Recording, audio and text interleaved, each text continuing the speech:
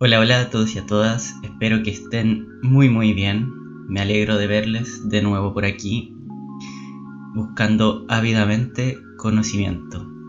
Y hoy nos toca volver a Heráclito, retomarlo, porque todavía nos faltan, junto con otros dos videos, para poder por fin comprender, o más que nada, comprender en general todo su pensamiento, o bueno, una interpretación de su pensamiento también, porque no podemos, obviamente, saber exactamente qué es lo que pensaba, sino meramente reconstruirlo desde los fragmentos que tenemos de él y desde las opiniones de los antiguos y algunos pensadores nuevos, obviamente, que nos han dejado alguna que otra pista de cómo poder comprender este antiguo pensador griego.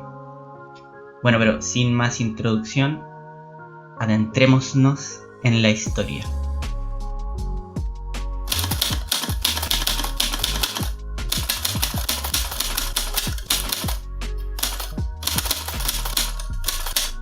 Heráclito afirma la verdad y la existencia real de un logos.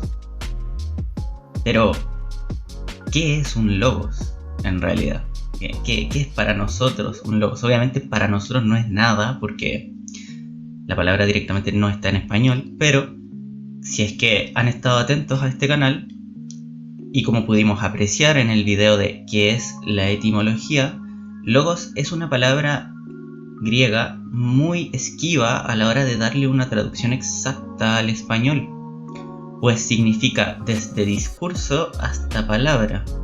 Este pensador se refiere a este logos, a esta palabra, como la parte primera de su pensamiento, expresando que todo acontece de acuerdo a este logos. Esto lo dice en el fragmento número 1.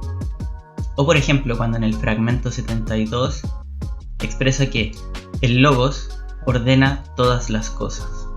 Ciertamente, logos era una palabra bastante común y aunque muy probablemente Heráclito la estaba usando en un sentido bastante específico, lo más seguro es que su significado para el efesio no debió alejarse en gran medida de su uso común. Pero para poner en práctica el desentrañar qué significa logos para este filósofo, veamos uno de sus fragmentos. Y entonces Heráclito dijo: aunque este logos, el que voy a describir, existe o es verdadero desde siempre, las personas se muestran incapaces de comprenderlo, tanto cuando lo han escuchado como antes de haberlo escuchado.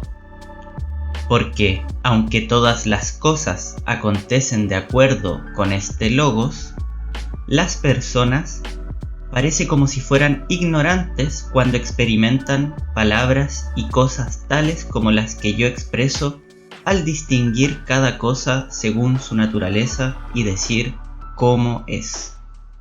Las demás personas no se dan cuenta de lo que hacen mientras están despiertos, del mismo modo que les pasan inadvertidas cuantas cosas hacen mientras están dormidas. Sí, yo entiendo que como esta es una traducción, si bien no literal, del griego, también los griegos hablaban de una forma un poco extraña. Por lo tanto, si no se entendió completamente el fragmento, recomiendo pasarlo más de una vez, pero igual no es tan importante porque vamos a intentar explicarlo de la mejor manera posible. Como vimos en el fragmento que acabamos de leer, podríamos entender la palabra logos en el pensamiento de Heráclito como una especie de ley universal que regula todo lo que acontece. Pero también tenemos que tener en cuenta que en el fragmento 50 este pensador añade: no escuchándome a mí, sino al logos, es prudente convenir en que todas las cosas son una.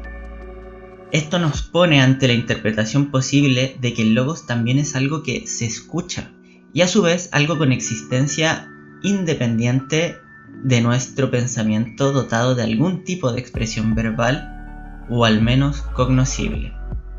¿Qué quiere decir esto? Básicamente, cuando Heráclito dice escuchando, se entiende que de alguna forma el logos puede ser transmitido y es algo que nuestra razón, que nuestra mente es capaz de comprender por medio de la intuición, por medio del estudio, por medio de la observación. Anda a saber tú qué rayo era lo que Heráclito estaba pensando cuando dijo estas palabras, pero por lo menos del fragmento y de tanto del fragmento 50 como del anterior que leímos, se puede entender como que por lo menos este logos no es algo místico, o sea, puede ser divino, pero no es algo místico que no podamos comprender, que esté ajeno a nuestra comprensión, sino que es algo que puede ser de hecho enseñado o mostrado y que de hecho es posible que lo perciba cualquier persona. Entonces, a eso se refiere más que nada este fragmento, y el fragmento anterior nos presenta algo así como que en realidad todo sucede por medio de esta ley universal que sería el logos. Sin embargo, es una ley tan general que como que no le prestamos atención, nos pasa desapercibida en nuestra vida cotidiana. Es como el pez no sabe que nada en el agua porque el agua es su mundo. Bueno, entonces nosotros no percibimos el logos, el orden natural de las cosas, porque vivimos inmersos en él. Ese sería más o menos como la forma más sencilla de referirse a ese fragmento. Estos fragmentos también nos permiten reconocer un carácter común que tendría el logos, expresándose en todos.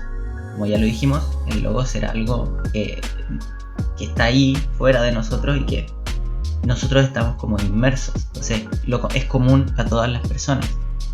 Sin embargo, Heráclito, como vimos en el fragmento, pensaba que había muy pocas personas que en realidad lo notaran. Paradójicamente, Heráclito, si bien alaba esto, lo que es como común dentro de la naturaleza, sin embargo dice ser uno de los pocos, sino el único que percibe esa característica común del logos, de aquella ley universal. Es complicado esto porque Heráclito suele ser un poco esquivo para poder entenderlo, porque a veces te dice una cosa y 3 fragmentos después pareciera que eso que te está diciendo está en contra o es contradictorio. Hay que decir que en muchos casos las reflexiones que se reflejan en los escritos de este pensador, si bien parecen poder ser engarzadas las unas con las otras, su estilo en realidad es más bien inconexo. Y muchos pensadores más que pensadores, historiadores de la filosofía antigua, tienen la tesis de que intentar brindar como una columna vertebral a su pensamiento, en realidad en última instancia lo que hace es tergiversar su mensaje, porque al hacer esta reconstrucción parece que como las partes no están completamente conexas, si es que yo me inclino hacia una interpretación, otra se pierde como irremediablemente. Entonces como que pasamos como a pervertir el mensaje que quería dar Heráclito. Sin embargo, eso no quita que existan suficientes evidencias de que sus reflexiones y escritos pueden obedecer a unos conceptos unitarios de universo y ser humano innegables. Eso hay que tenerlo presente. Como que sí, ciertamente no se pueden tomar todos los fragmentos y decir Heráclito pensaba esto. Ciertamente hay como ciertos conceptos que tú puedes decir estos sí o sí están pensados de esta manera. Pero eso nos deja ante, yo diría que el lamentable hecho de que lo único que podemos aportar dentro del pensamiento de Heráclito son interpretaciones de ese universo de significados.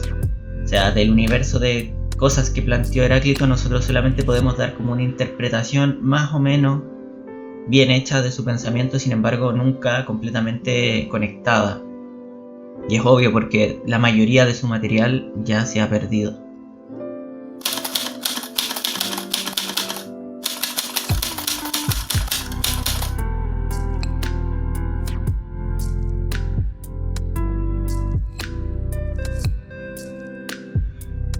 Continuemos. ¿Cómo podemos entender la conexión entre aquello que es común a todos nosotros y el estar dormidos o despiertos? Es algo como que no es muy intuitivo en realidad.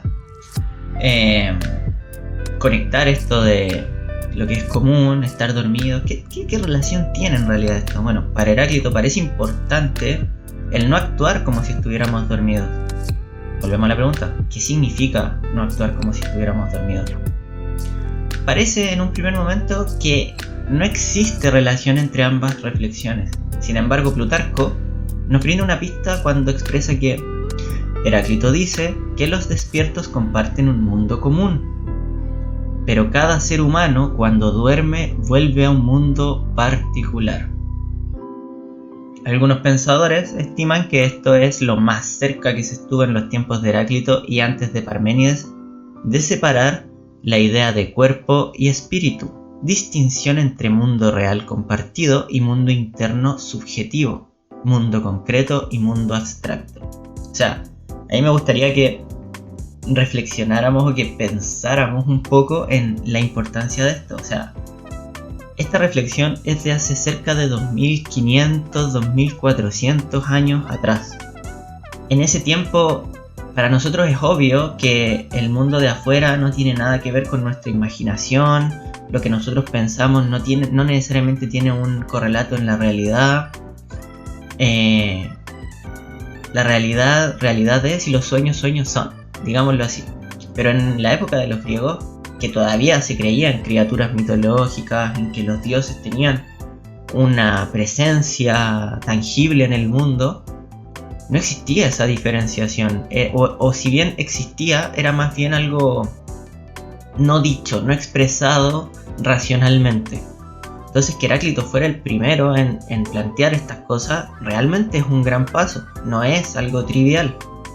Por eso me gustaría como dejar eso muy en claro. Bueno, y usualmente se suele decir que los filósofos presocráticos comparten la característica de buscar el arjé, el principio material o formal de todo el universo, de toda la existencia, cuando no ambos, como lo vimos en el caso de Pitágoras. Ciertamente, esto, aunque es bastante reduccionista de los pensamientos de los antiguos filósofos, ya que muchos se interesaron por la religión, la moral, entre otras cosas, no deja de ser un punto relevante para entender el trabajo de estos primeros filósofos. En el caso específico de Heráclito, lo más cercano a un arjé o primer principio es el logos, que aunque es un concepto abstracto en el pensador de Éfeso, tenía un correlato material, en este caso el mundo objetivo, material que compartimos. Existe la creencia extendida de que el arjé o el principio de Heráclito es el fuego.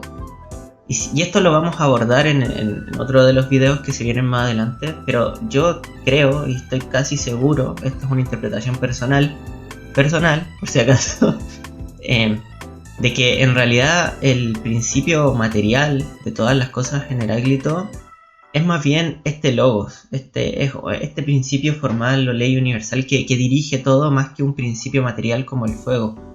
Tal vez Heráclito piensa en algo así como en una primacía del fuego como elemento, por diversas características que vamos a ver más adelante, pero no como lo más importante, como el principio de todas las cosas.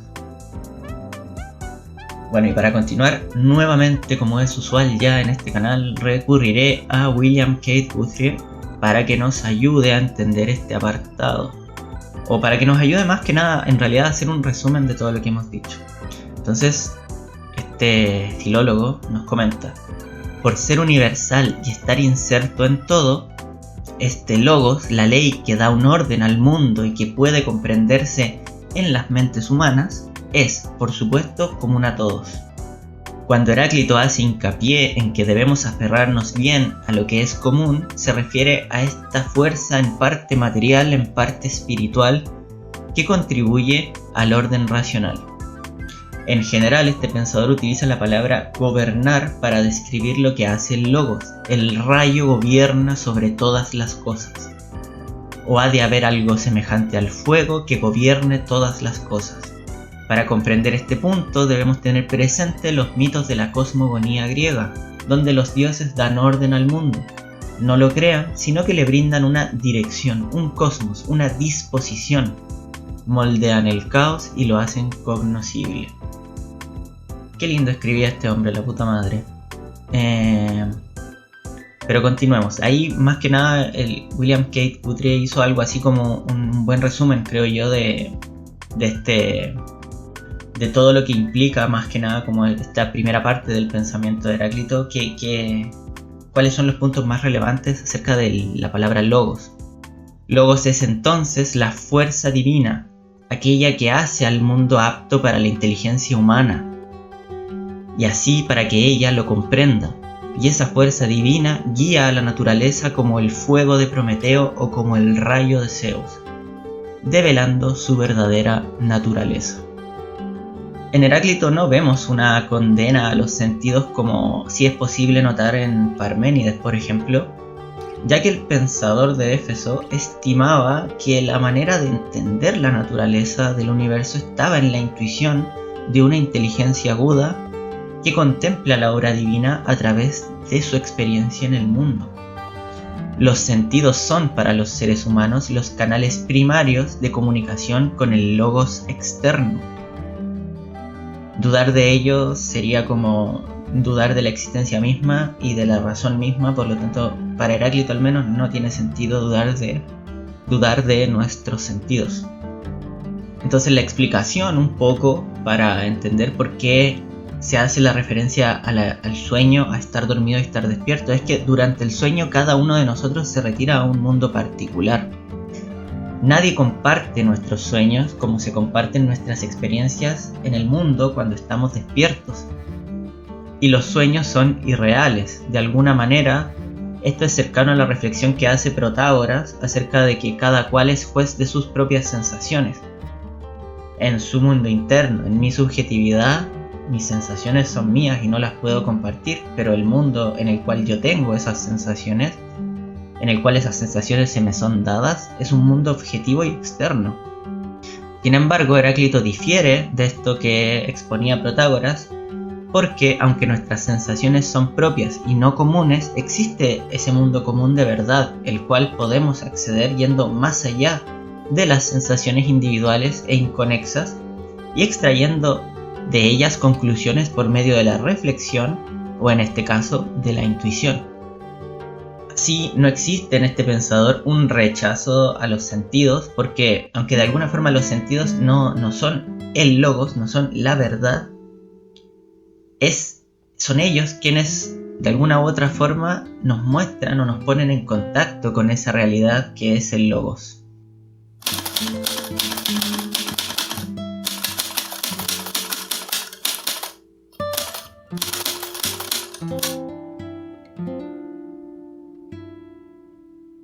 Ya lo dijimos un poco antes en el video, pero ahora vale repetirlo.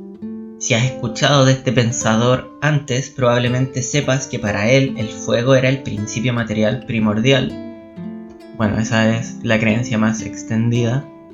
Y es correcto, en buena parte, ya que esto lo han destacado diversos doxógrafos y existen referencias tanto en Platón como en Aristóteles, entre otros muchos, de que esto era así. Y por lo tanto el lugar central que ha tomado el fuego como principio material en el mundo, el principio material del mundo en la filosofía del Efesio es incontrovertible. Después de todo, en sus propias palabras, dijo: el orden completo del mundo es un fuego siempre vivo y eterno. De esta forma el fuego material se combina con la idea del logos primordial en el orden. Ese fuego es a su vez inteligencia divina. Concordamos aquí con los estoicos al decir que el fuego de Heráclito es racional y responsable del gobierno del mundo en su totalidad. La encarnación material del logos era entonces el fuego para Heráclito, por ser la materia más elevada y pura. Pero también hay que decir que la referencia al fuego en Heráclito no tiene relación con las llamas, sino con la temperatura y la humedad. De hecho, plantean que la mejor interpretación de este fuego es como un vapor invisible, y no como un fuego estrictamente hablando, ya que el fuego de este pensador es el nombre que se le da a la exhalación seca de la que también se compone el alma. Recordemos que, como se dijo en el video de Anaxímenes, existen documentadas menciones a la creencia de que el alma estaba intrínsecamente relacionada a la respiración. No es de extrañar que los cambios en el alma hayan sido vistos por los antiguos como producidos por cambios físicos, como lo es el caso de la intoxicación etílica, pues cuando estamos ebrios solemos cambiar nuestra conducta y actuamos con menos juicio de razón, lo que puede significar algún tipo de deterioro o cambio en el estado de nuestra alma. Recordemos nuevamente que los griegos no pueden explicarse el estar ebrio o muchos cambios en las alucinaciones, por ejemplo, por las drogas o cosas así, como nosotros la explicamos científicamente hoy en día. Ellos no tenían esas herramientas. Por lo tanto, ellos de alguna forma tenían que intentar explicarse a sí mismos por qué cuando bebemos alcohol nos ponemos ebrios, o por qué cuando consumimos ciertas hierbas o ciertos brebajes entramos en estados alucinatorios o en estados psicóticos. Por lo tanto, tienen que entender que todas estas reflexiones que voy a decir o que estamos conversando acá son en ese contexto. En la antigua Grecia, ciertamente la sobriedad y la lucidez se asimilaban a lo seco, ya que cuando uno está ebrio ha bebido demasiado y nuestra alma se humedece. Eso es lo que pensaban. Y por lo tanto se vuelve menos madura. Asimismo, la muerte se asociaba a que el alma se convertía en agua, y en el sueño, los vapores de nuestra alma también cambiaban a un estado más húmedo, recuperando su temperatura y sequedad al despertar. Se explicaban básicamente todos estos fenómenos a través de que el alma se volvía más húmeda o más seca. Incluso se pensaba que los placeres corporales también llevaban a un humedecimiento y debilitamiento del alma. El mismo Heráclito afirmó: no es mejor para los seres humanos conseguir todo lo que desean, porque desgraciadamente el disfrute para las almas se convierte en humedad. O sea, aquí también podríamos ligar algo así como que la voluntad y la disciplina tienen que ver con la sequedad, el autocontrol y por lo tanto no humedecer conscientemente nuestra alma. De hecho, esto nos sirve para comprender otro de sus fragmentos, el 85, que dice: luchar contra el deseo es difícil. Cualquier cosa que él quiere lo paga al precio del alma. O sea, si nosotros nos rendimos a nuestros placeres carnales, vamos a estar destruyendo nuestra alma. Si se fijan un poco, Heráclito era muy estoico también en ese aspecto. Las características importantes que hay que tener en consideración del fuego en Heráclito son que este era de alguna forma material e interactuaba con la materia. Asimismo, el alma también era en parte material. El fuego de alguna forma puede habitar un ambiente húmedo o humedecerse, y que de alguna manera las almas cumplen un ciclo en el orden natural de generación y destrucción del cosmos. La muerte para el alma consiste en transformarse en agua. La muerte para el agua es convertirse en tierra. Pero de la tierra se origina el agua, y del agua el alma o fuego. Esto todo está en el fragmento 36.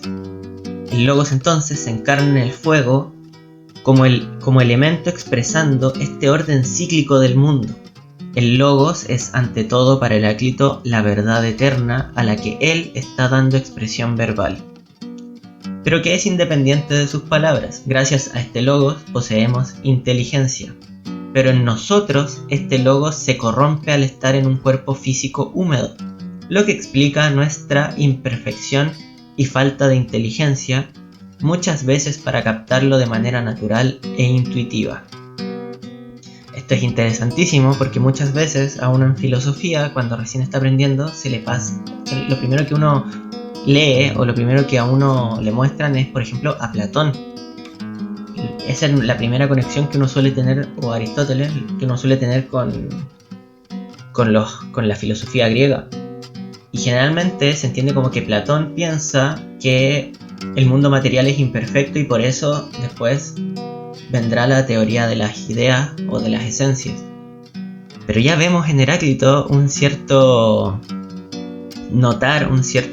forma de intentar explicarse las imperfecciones del mundo a través de esta figura entre espiritual y material que sería el alma. Entonces vamos viendo nuevamente que el conocimiento parece funcionar más como legos que se van apilando que como ideas fantásticas que nacen de la nada en un pensador. De a poco, sedimentariamente vamos construyendo el conocimiento. Y por eso también es tan importante volver atrás, porque si nos equivocamos, los bloques que vamos poniendo encima van cubriendo los errores y nos van también trasladando esos mismos errores hacia el futuro. Una cosa más por lo cual es importante estudiar historia. Pero volvamos a Heráclito. Y esto va a ser lo último que vamos a tratar también en este video. Según algunos pensadores, para entender a Heráclito debemos prestar atención a 3 afirmaciones fundamentales y generales. 1. La armonía es siempre el producto de los contrarios. Por ello, el hecho básico del mundo natural es la lucha, la guerra y el conflicto. 2. Todo está en continuo movimiento y cambio, nada permanece. 3. El mundo es un fuego vivo y eterno. Pero estas 3 cosas, estas 3 afirmaciones fundamentales y generales, las vamos a trabajar en el próximo video. Así que nada más hasta aquí.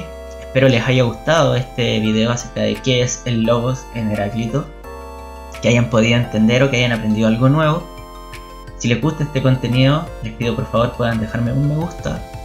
Y si consideran que es importante seguir revisando el conocimiento antiguo, seguir aprendiendo acerca de lo que se pensaba en la antigüedad hasta llegar al presente, les recomiendo suscribirse para recibir más contenido de este tipo. Y sin nada más que agregar, deseándoles una buena semana, me despido. Chao, chao.